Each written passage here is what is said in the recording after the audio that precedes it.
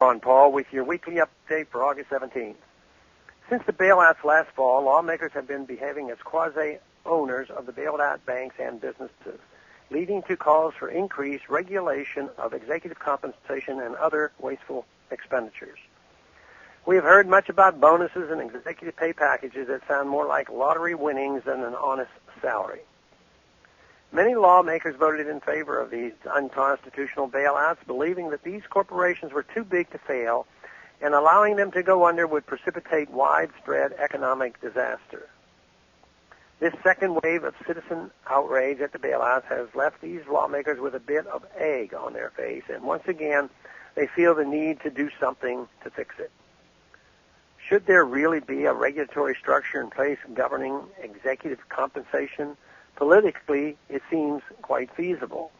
People are outraged that the system has once again gutted the many to make a few at the top fantastically wealthy. But they are incorrectly demonizing the free market. What we need to realize is that there was a regulatory structure in place that was attempting to stop bad management, including overpaying executives. That regulatory structure is the free market. And when poor management brought these companies to the point of bankruptcy, Congress circumvented the wisdom of the free market and inserted its own judgment at our expense. And now, because of that intervention, we will be burdened with massive new regulations. We can be certain this effort will fail. The free market is a naturally occurring phenomenon that can't be eliminated by governments, not even totalitarian ones like the former Soviet Union.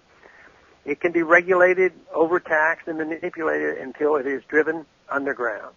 Lately, it has been wrongly accused of doing so many things it just doesn't do that are really the fault of crony capitalism and convoluted government policies that brought on the crisis. Too many people equate the free market with big business doing whatever it wants. That is not the free market. Unconstitutional taxpayer-funded bailouts are what allow giant corporations to run roughshod over the economy. The free market is what puts them out of business when they misbehave. The free market is you and your neighbors working hard to produce what you produce and exchanging goods and services voluntarily in mutually agreeable arrangements. The free market is about respecting property rights and contracts. It is not about building up oligarchs and monopolies and confiscatory tax theft. These are creatures of government. We must watch out when government comes up with interventionist solutions to interventionist problems.